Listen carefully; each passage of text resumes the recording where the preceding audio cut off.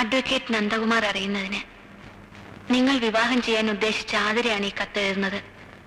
ഞാനൊരാളെ സ്നേഹിക്കുന്നു. ഓർമ്മ വെച്ച നാൾ മുതൽ തുടങ്ങിയ ബന്ധമാണ്. മനസ്സുകൊണ്ടും ശരീരം കൊണ്ടും ഒന്നായി കഴിഞ്ഞവരാണ് ഞങ്ങൾ. ഞങ്ങളുടെ ബന്ധത്തിന് രണ്ടു കൂട്ടരുടെയും വീട്ടുകാർക്ക് എതിർപ്പാണ്. പക്ഷേ എനിക്ക് അദ്ദേഹത്തെ ഒരിക്കലും മറക്കാൻ വയ്യ. സമൂഹത്തിൽ നിലയും വിലയുമുള്ള നിങ്ങളെ വഞ്ചിക്കാനാവാത്തത് കൊണ്ടാണ് ഞാൻ എല്ലാം തുറന്നെഴുതുന്നത്.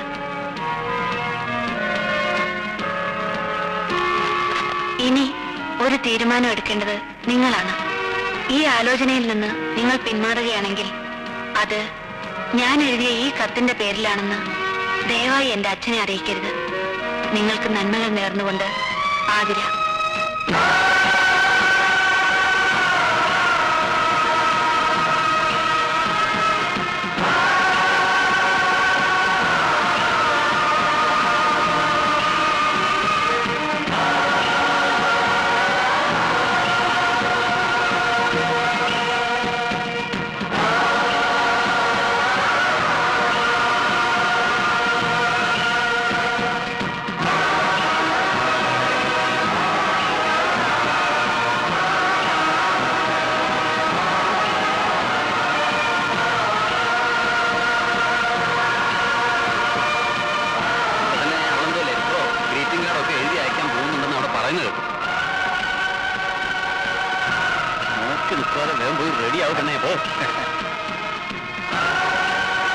എന്റെ മനസ്സിൽ മറ്റൊരുവന്റെ ഓർമ്മകളില്ലെന്ന് നന്ദേട്ടൻ എങ്ങനെ അറിയാം?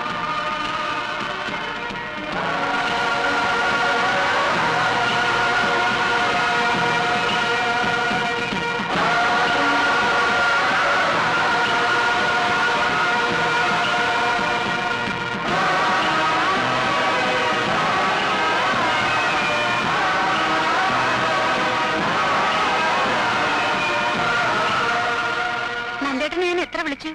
ഇവിടെ വന്നിരിക്കുകയാണോ? ഗായത്രി മേനോൻ കേസ് അത്രയ്ക്ക് കോംപ്ലിക്കേറ്റഡ് ആണോ? ഞാൻ എന്തെങ്കിലും ലോ പോയിന്റ് പറഞ്ഞിരുന്നോ?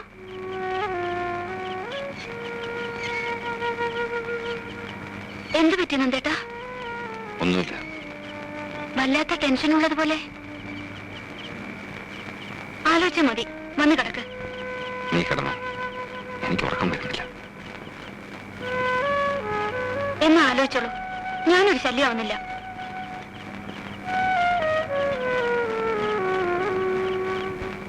കേസ് തലേ കയറിയ പിന്നെ അവൻ അങ്ങനെ എന്ത് ചെയ്യാനാ? കൂടുതലൊന്നും പറയാതെ മോളിങ്ങി പോന്നത് നന്നായി. കുത്തി കുത്തി ചോദിച്ചാൽ കടിച്ചു കയറി തിന്നാൻ വരും. ഇതിനു മുമ്പ് ഇങ്ങനെ കണ്ടിട്ടേ ഇല്ലല്ലോ. ആ, ഇത് ഏതാണ്ട് വലിയ കൊലക്കേസ് ഏതാണ്ടാ. അതാ മോള് പോയി കിടന്ന് ഉറങ്ങിക്കൂ, അവൻ വന്നോളും.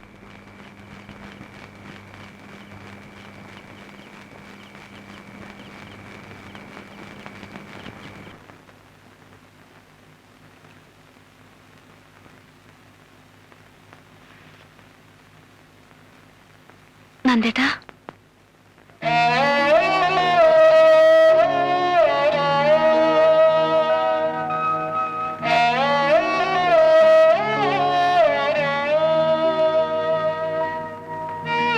ക്ലോക്കിൽ രണ്ടടിക്കുമ്പോഴും ഞാൻ ഉണർന്നു നടക്കായിരുന്നു. നന്ദേട്ടൻ എന്താ ഇവിടെ അങ്ങ് കിടന്നുകളഞ്ഞത്? എവിടെങ്കിലും കിടന്നാ പോരെ? ഇന്നലെ രാത്രിയിലത്തെ മൂഡ് മാറിയില്ലെന്ന് തോന്നുന്നു. ചായ കുടിക്കേ? അവിടെ വെച്ചേക്ക്. നന്ദേട്ടൻ എന്തു പറ്റി? എന്നോട് എന്തെങ്കിലും ദേഷ്യം ഉണ്ടെങ്കിൽ തുറന്നു പറയണം. ഈ അവഗണന എനിക്ക് സഹിക്കാൻ പറ്റില്ല.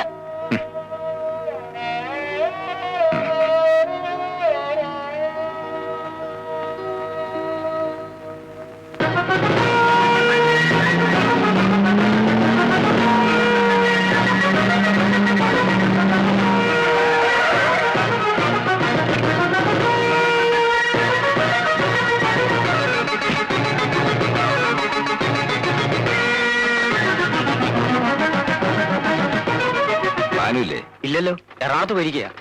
എപ്പോ വരും? നാളെ വരും.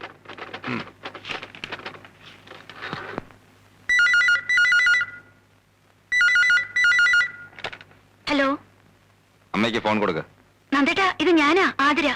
അമ്മയ്ക്ക് ഫോൺ കൊടുക്കാൻ. ആരാ മോളെ? അമ്മയ്ക്ക് ഫോൺ. ഹലോ നന്ദന, അവളോട് കുറച്ചു ദിവസം അവളുടെ വീട്ടിൽ പോയി നിൽക്കാൻ പറ. ഞാൻ വിളിച്ചിട്ട് വന്നാ മതി. നീ എന്ത് ഭ്രാന്തായി പറയുന്നത്? എന്താ കാര്യം? അമ്മ ഞാൻ പറഞ്ഞത് കേട്ടാ മതി. എന്താ അമ്മേ? നിങ്ങൾ തമ്മിൽ എന്തെങ്കിലും സംസാരം ഉണ്ടായോ? ഇല്ല. അവന്റെ മനസ്സിൽ എന്തോ ഉണ്ട്. നന്ദേട്ടൻ എന്താ അമ്മേ പറഞ്ഞത്? നീ കുറച്ചു ദിവസം നിന്റെ വീട്ടിൽ പോയി നിൽക്കാൻ. അവൻ വിളിച്ചിട്ട് നീ ഇങ്ങോട്ട് വന്നാ മതിയെന്ന്.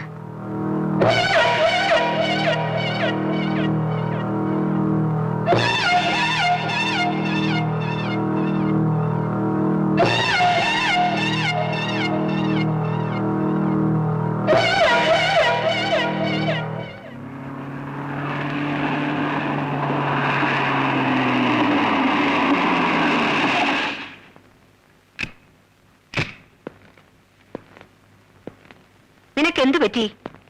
അവള് പോയില്ലേ? ഇല്ല. കാര്യമറിയാതെ അവളെ പറഞ്ഞു വിടുന്നത് ശരിയല്ലെന്ന് എനിക്ക് തോന്നി. ഒരു രാത്രി കൊണ്ട് ഇവിടെ എന്താ ഉണ്ടായേ? അമ്മ അത് അറിയണ്ട. അമ്മയ്ക്കറിയണം. വീട്ടിൽ പറഞ്ഞു വിടാൻ മാത്രം എന്ത് തെറ്റാ അവൾ ചെയ്തത്? അവള് ചീത്ത അമ്മേ.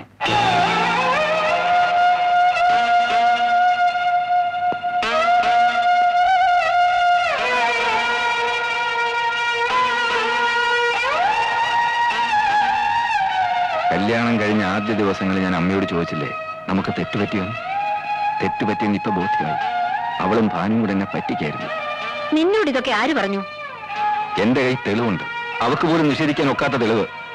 അവളിപ്പം നിന്റെ ഭാര്യ മാത്രമല്ല, നിന്റെ കുഞ്ഞിന്റെ അമ്മ കൂടെയാണ്. ശരിക്കും ആലോചിച്ചിട്ട് വേണം പറയാൻ. ഞാൻ ഒത്തിരി ആലോചിച്ചിട്ടെടുത്ത തീരുമാനമാണ്. ഇനി അവൾ ഇവിടെ നിന്നാ എനിക്ക് ഭ്രാന്ത് പിടിക്കും.